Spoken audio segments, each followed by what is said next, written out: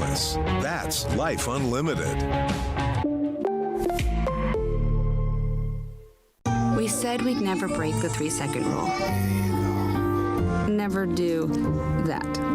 And never become a minivan mom. Hey, Chris.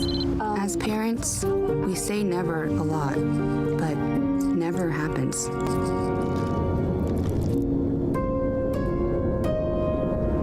So when you say you'd never leave your child in a hot car, know it can happen. Before you leave the car, always stop, look, lock.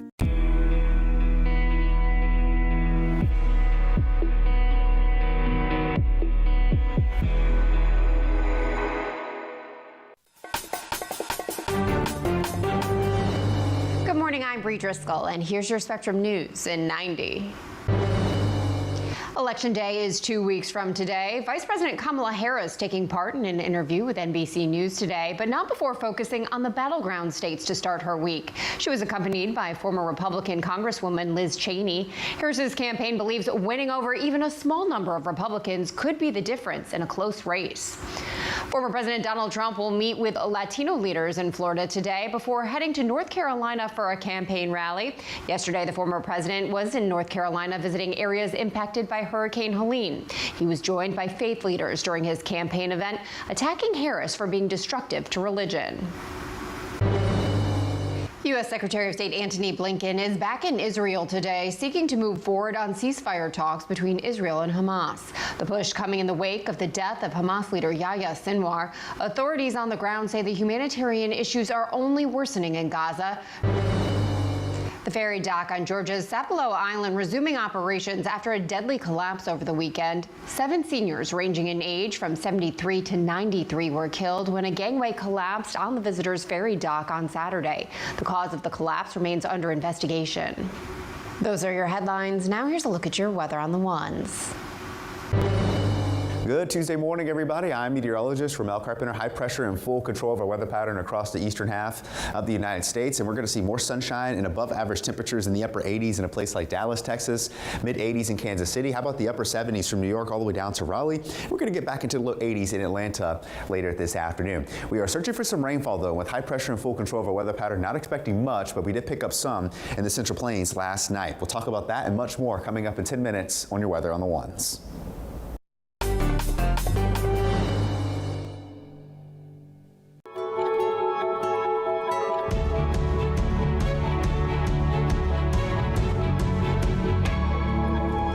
So much for joining us here on Spectrum News. I'm Bree Driscoll. Today is Tuesday, October 22nd. Our top story, we're just 2 weeks away from Election Day, and former President Donald Trump and Vice President Kamala Harris keeping the intensity in the battleground states. The Vice President making appearances in Pennsylvania, Michigan, and Wisconsin. She was joined by former Congresswoman Liz Cheney during her events. The two made a bipartisan appeal in an attempt to persuade Republican voters. I have decided, and I am very proud and I'm honored to have made the decision to endorse Vice President Harris. And the former president spent yesterday in North Carolina visiting areas impacted by Hurricane Helene. He was joined by faith leaders during his campaign event, attacking Kamala Harris for being destructive to religion. This was in response to Harris telling Christian protesters they were at the wrong rally. While Kamala says that people who believe in Jesus don't belong to her rallies, you have to remember that that's as loud as it can be. Campaigning and personal attacks growing stronger as we inch closer to Election Day. Spectrum's national reporter Angie Gonzalez joins us now with the latest on the race for the White House. Angie, where are the candidates today? Well, Bree, we know they've only got a couple of days left before this all comes down to the wire. We know that Trump continues to campaign in North Carolina today with a rally in Greensboro, and Vice President Kamala Harris is actually scheduled to be here in Washington for 2 television interviews. Now, both of the candidates were out on the trail Monday as the 14 days left for both of them to make their final case to voters. And in North Carolina yesterday, Trump made 3 stops, and while he was in the Asheville area, the former president criticized federal emergency responders that are there helping residents following Hurricane Helene. Now, he also held a rally in Greenville and spoke at a faith leaders event outside of Charlotte. Now, Vice President Kamala Harris made Campaign stops in 3 separate states on Monday, traveling to Pennsylvania, Michigan, and Wisconsin. And she was campaigning with former Republican Congresswoman Liz Cheney. While in Michigan, Harris also sought to separate herself from Trump on the economy and was advocating for an increase to the federal minimum wage. Now, Brie, Harris's comments on the minimum wage actually came after Trump was asked about the same issue when he was taking part in a photo op in Pennsylvania at a McDonald's there on Sunday. The former president did not directly answer a question about whether or not he would support an increase in the minimum wage that would benefit fast food workers. Brie. And Angie, early voting in another state opens up today. What can you tell us about that? And what kinds of numbers are we seeing nationwide? Big numbers, Bree. Now, in-person early voting, though, kicks off today in Wisconsin, where both Republicans and Democrats are there working to get out the vote. Now, Trump and Harris are expecting another razor-thin margin in Wisconsin, and both sides are pushing voters to cast their ballots early. So early voting in Wisconsin runs through November the 3rd, but advanced voting is already available in about half of the 50 states across our nation. And Bree, according to the Associated Press, get this, more than 15 million people have actually already taken advantage of advanced ballots this election cycle. Back to you. Some big numbers. Angie Gonzalez, thank you very much. Judges in Michigan and North Carolina rejecting 2 lawsuits challenging overseas ballots over perceived risks of voter fraud. The 2 separate lawsuits, both brought by Republicans, had targeted ballots cast by voters abroad who had never resided in the United States. The rulings are a setback for Republicans who hope to challenge what's widely seen as a crucial voting bloc for Democrats. The North Carolina judge said Republicans had presented no substantial evidence, while the Michigan judge called the suit an attempt to disenfranchise voters. In both states, the policy of accepting ballots from overseas voters have been in place for several years.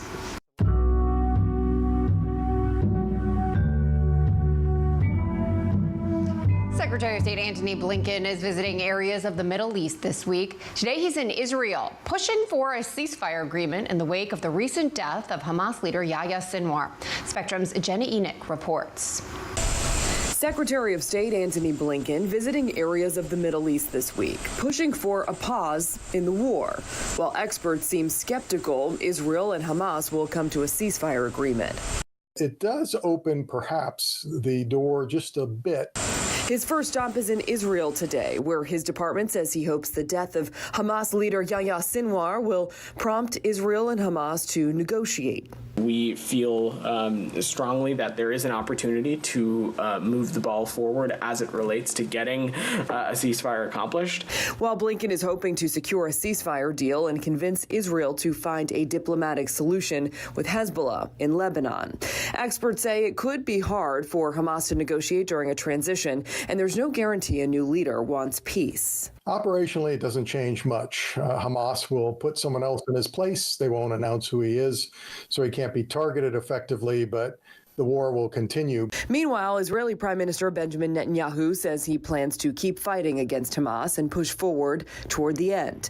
While the State Department says a ceasefire is in the best interest of the U.S., the region, and those in Gaza. Nobody in the U.S. government is going to stand in front of you and say that we are satisfied or find the humanitarian situation in any part of Gaza satisfactory. Jenna Enoch, Spectrum News. An update for you this morning. A Texas death row inmate convicted for his daughter's alleged shaken baby death did not testify at a state legislative hearing yesterday as scheduled. The bipartisan group of legislators opposing his execution vowed to keep up the fight. Robert Robertson was expected to testify, but after the state would only allow Robertson to appear via a video link instead of in person, the legislative committee put off his appearance. Its chairman said Robertson's autism would make it difficult for him to testify through a video hookup. But Robert is a person with autism who has significant communication challenges, which was a core issue that impacted him at every stage of our justice system. Robertson's attorney says once he testifies to state lawmakers, the state's prosecutors could seek a new execution date. The governor also could still grant clemency. Coming up on Spectrum News, we take a look at a program helping young athletes keep their mental health in shape.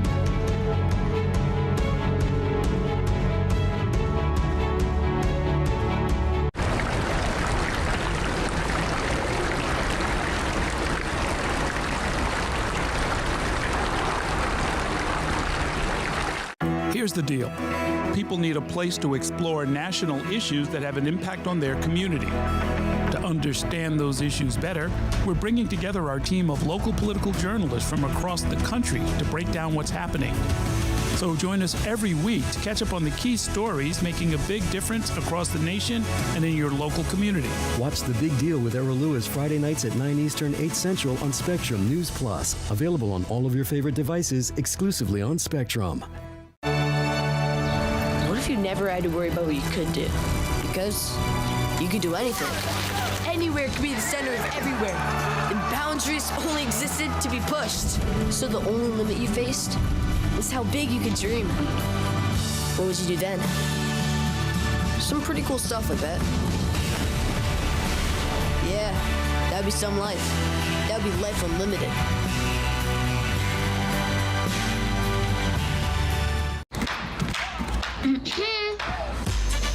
Oh!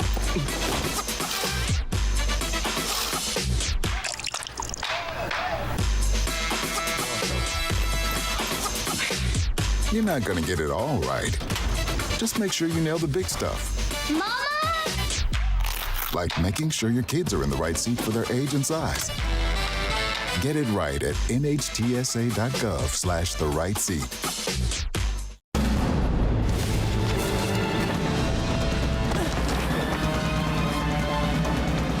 Even the mighty might not see it coming. It's prediabetes, and it captures 1 in 3 adults. But you can escape. Take the 1-minute prediabetes risk test to know where you stand and prevent or delay type 2 diabetes. Be your own hero on smartphones everywhere at doihaveprediabetes.org.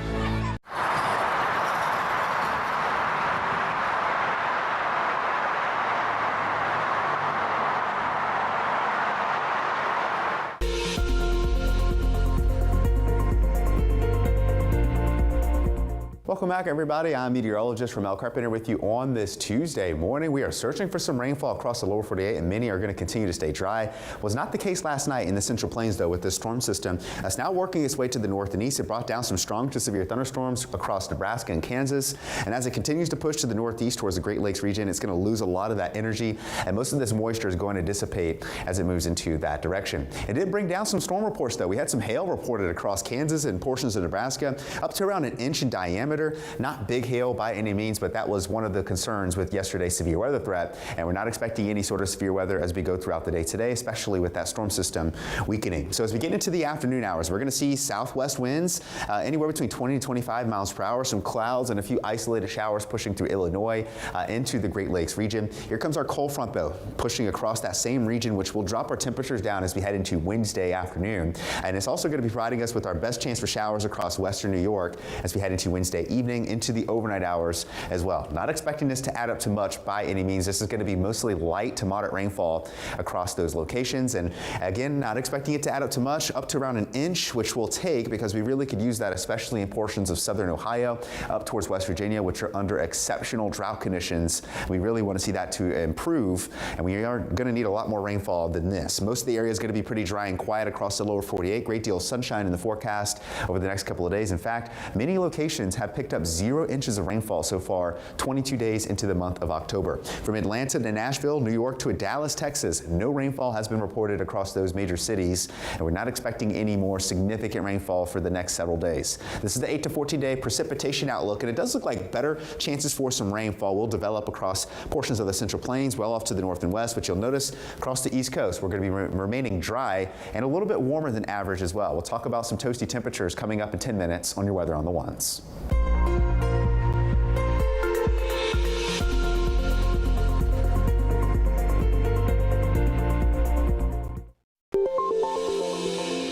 A developing story this morning, an unusual sight over military installations on the East Coast, raising an alarm that reached the president. Multiple drones flying over sensitive areas for multiple nights in a row. The Pentagon says the U.S. military waffling over how to properly respond. Our Ariel Wessler reports on the mystery and what the Pentagon is saying about it. Joint Base Langley Eustis, home to squadrons of F-22 Raptors, one of which in February of last year shot down a Chinese surveillance balloon that captivated people across the United States for days. Fast forward 10 months, and another potential form of surveillance raising new questions. According to the Wall Street Journal, Langley experienced a series of drone incursions into restricted airspace for 17 nights in a row last December. They didn't appear to exhibit any hostile intent. It's something that we, have kept our eye on. The drones were not engaged by the military, as the Journal noted. Current laws prevent shooting down drones that are not considered an imminent threat. Though those F-22s were moved to another base and training exercises were halted out of fear of possible collisions with the drones, according to the Wall Street Journal. Their purpose still a mystery. As far as gathering intelligence, they can give you information about where the perimeter fences are, where the security guards are, etc. But Hammis explains much of that data somebody can get from Google these days. While he says the security concern in this case may be low, unidentified air phenomena remain a national security concern. I'm not sure how big a worry that is. Unless they start flying down and looking in doorways and things like that, things you can't see from space, then that might be a concern. Then that might be an indicator they're planning to do something more serious. And according to Wall Street Journal reporting, the president learned about the drones in his daily briefing, setting off 2 weeks of discussions with multiple agencies about possible origins and responses. Exactly what, if any, counterintelligence measures were used is still unclear. Ariel Wessler, Spectrum News. Well, many of us have fond memories of playing sports growing up, from being on the blue team as a small child all the way up to the first team in college. But sometimes what's meant to be a fulfilling experience can turn into something much more serious. Our Dean Meminger took a closer look at one program that's serving as a mental health resource for young athletes and their families. A lot of times it's all fun and games playing youth sports, but for some young athletes, the fun turns into stress and overwhelming anxiety. It was sort of taboo to talk about. I know when I was a kid, it was like, oh, toughen up, just suck it up. Former tennis pro and now broadcaster Patrick McEnroe says he knows all about it. He and his brother, Tennis Hall of Famer John McEnroe, run a tennis academy on Randall's Island. They not only help athletes become better, but also teach skills to deal with stress. McEnroe says there are mental health resources around for young athletes and their families. Obviously, it's for the kids, but it's really for us, for the adults in the room to understand it, to understand what we can do to help kids and have these resources for them to realize that this is not just a game of the sport you're doing, it's a game of life. McEnroe and several other sports stars recently took part in a fundraiser at the Bronxville Field Club in Westchester County for the Bronx-based Full Circle Life Enrichment Center. The group provides mental health treatment. Anytime we can get together and help young athletes, we are right on top of it because they are in trouble. A lot of folks understand how high the numbers are when it comes to young athletes suffering from depression or anxiety. When you talk about stress, anxiety, and depression among young athletes, that means from small children up to college sports. According to stats from the NCAA and the American College of Sports Medicine, up to 35% of college athletes show signs of depression or other mental health challenges. New York Jets player Tony Adams attended the fundraiser and says he has needed mental health support to get through tough times on and off the field. You know, you're always working on the physical, but you're never working on the mental and the spiritual. And it's something that people don't talk about enough in sports, but the game is 90% mental. So if your mental is not right, your physical, you won't be able to perform to the level you need to. McEnroe has this advice for coaches and families. My message to parents and adults is acknowledge what's going on with your kids, listen to them, ask questions, don't judge them quickly, let them express themselves. And I think if there's that freedom for kids to be able to express themselves, I think you'll find that they'll be much more open to what sort of advice and constructive criticism you can give them about life in general. Dean Meminger, Spectrum News. Just ahead here on Spectrum News, we'll introduce you to one North Carolina business owner who's ready to rebuild despite seeing her shop swept away during Hurricane Helene.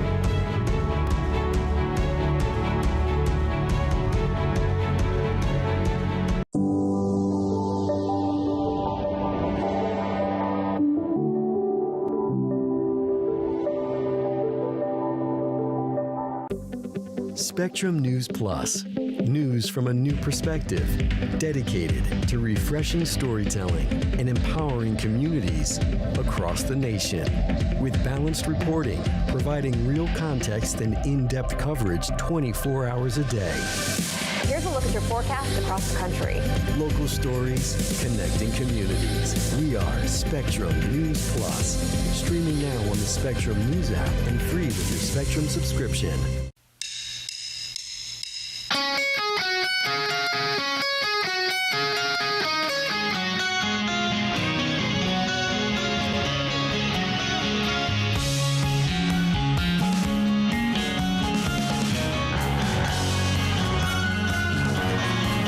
Never have to worry about thinking too big?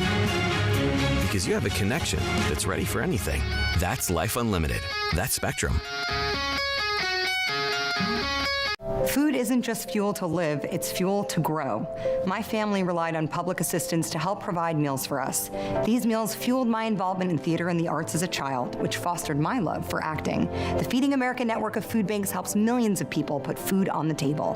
When people are fed, futures are nourished. Join the movement to end hunger, and together we can open endless possibilities for people to thrive. Visit feedingamerica.org/act now.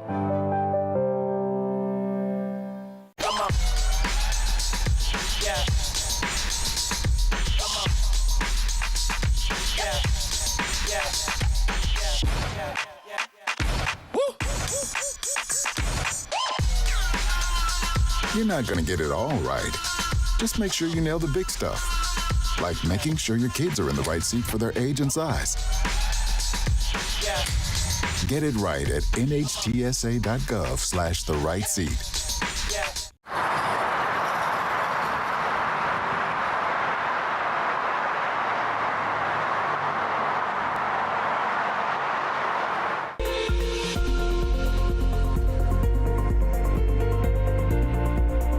Happy Tuesday, everybody. I'm meteorologist Ramel Carpenter. We're starting to warm up temperature-wise as we head into the middle of this week. Take a look at temperatures this afternoon. We're going to be in the upper 80s to near 90 from Oklahoma City to Dallas and San Antonio. Certainly feeling like summer throughout the afternoon hours today. Kansas City, 84, 81 in St. Louis. We're going to remain in the upper 70s, low 80s from Raleigh all the way down into Atlanta as well. Take a look at Chicago and Minneapolis. We're going to be in the low to middle 70s today. We have a cold front, though, that's going to approach those locations, which should drop our temperatures down to the mid-50s, right around average up in Minneapolis, lower 60s in Chicago, and temperatures staying pretty mild for this time of year in Columbus with highs in the upper 70s. We're going to stay pretty toasty, though, for the afternoon hours, but we do have some cool overnights in store for us the next couple of nights, dropping down to the upper 40s in the northern plains, upper 40s as well across the southeast, and we'll fall down to the mid-50s in a few spots as well once we head into the overnight hours tonight. By the time we get into Wednesday night, dropping down to the middle and upper 50s in many locations across the southeast, upper 40s, of course, across the northeast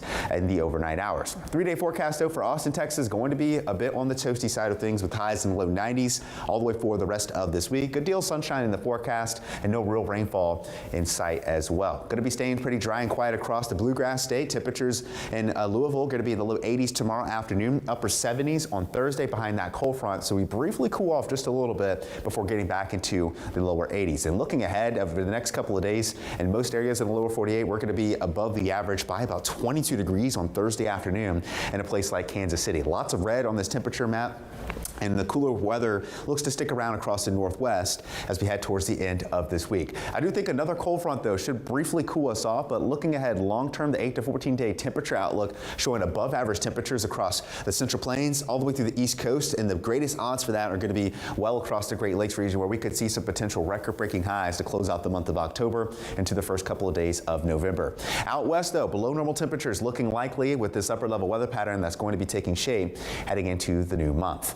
Meanwhile, across the Atlantic Basin, we're still dealing with Tropical Storm Oscar, which is very disorganized, still bringing some gusty winds and some showers across the Turks and Caicos, southeastern Bahamas, and this is going to continue to work its way into the open waters of the Atlantic Ocean, eventually becoming a post-tropical cyclone. Aside from that, we're not tracking any other additional tropical cyclones across the Atlantic. Definitely good news there as we get closer to the close of hurricane season, arriving on November 30th.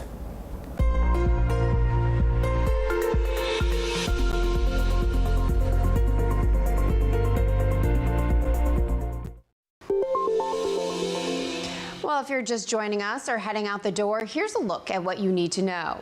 Election day is 2 weeks from today. Vice President Kamala Harris visiting 3 battleground states to start her week. She was accompanied by former Republican Congresswoman Liz Cheney, who has been advocating for her presidency.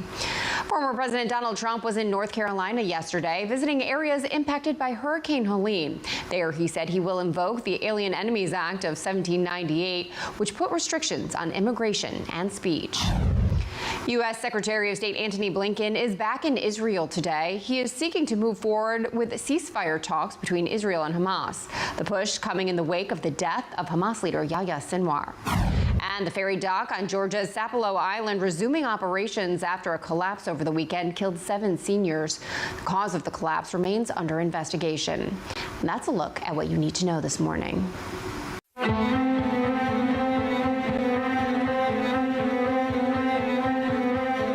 The ongoing cleanup and recovery efforts in North Carolina in the wake of Hurricane Helene, harrowing stories of homes and businesses lost to the storm continue to emerge. Our Melody Green is in the hard-hit city of Asheville, speaking with one business owner who hopes to rebuild and the challenge that now lies ahead. A mess of concrete blocks and the foundation are all that remain of Asheville Tea Company. The entrance to the building was right here, and the sidewalk still survives. There was a set of steps that went up right here into the building. Jesse Dean started this business in 2016, but only moved to this location less than a year ago. This space actually was our first space that was our own space. We had just set up all of our equipment and manufacturing processes, and everything was here. But then came powerful floodwaters from Helene, washing away Asheville Tea Company down the Swannanoa River. Its ultimate demise captured in this now viral video. It was provided me with some sense of closure or understanding of what had happened, but it was also something that's just been like playing on a loop in my mind ever since. It's just really hard to watch. Bits and pieces of her company are sprinkled throughout Biltmore Village, even as far as nearly a mile down the road. It's really, really sad. There's a part of me that's like, happy to see them. It's like, like little old friends peppered around, all around Asheville and Biltmore Village. Now, left figuring out how to move forward. But her mission remains clear. We want to keep doing the work that matters to us in the world, which is working with local farmers and making great tea for our customers. And so we do plan to rebuild. It's just going to be a long road. Well, Melody Green, Spectrum News. Stars hitting the red carpet for the premiere of the documentary Road Diary, Bruce Springsteen and the E Street Band. The film offers the most in-depth look ever at the creation of the band's legendary live performances, including footage of rehearsals, backstage moments, rare archival clips, and personal reflections from Springsteen himself. Bruce Springsteen was elected to the Rock and Roll Hall of Fame in 2014. And you can always stay connected with us here at Spectrum News by getting your national and local headlines on the go. Just download the free Spectrum News app. It's available in the App Store and on Google Play. I'm Bree Driscoll. Thanks so much for watching. Your Spectrum News in 90 is coming up right after this short break. Stay with us.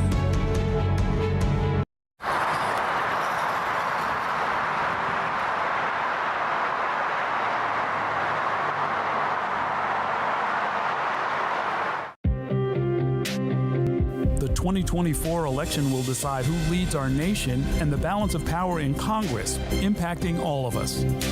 From Capitol Hill to the Oval Office, let Spectrum News be your resource for balanced, in-depth coverage with our dedicated experts in local politics. Strengthening democracy by informing your community. That's our mission. Available on all of your favorite devices, exclusively on Spectrum. At Spectrum Enterprise, we give over 80% of the Fortune 500 the technology solutions they need to meet their growing business demands. Whether it's ultra-fast connectivity, seamless transactions, safe and secure data, or reliable always-on technology, these businesses demand better, and we're here to deliver it. Get a network you can rely on with our 100% uptime SLA guarantee. Sometimes Sometimes in life, in order to move forward, it helps to look back. To learn from the pioneers and trailblazers. To gain inspiration from those who came before us. To show us what it means to act with empathy and to show that love has no labels. Join WWE and Love Has No Labels throughout the year in celebrating people from all communities and heritages. Because when love has no labels, that's a love we can all fight for. Women are bad with money. That's what the world's been saying for centuries. But now we've got something to say. Save it. It's time to save ourselves by saving our money. Until we're no longer 80% more likely than men to live in poverty in retirement. Save it. The falsehoods, the feelings of fault. Then, the funds. Learn how to save for your retirement at wesaysaveit.org.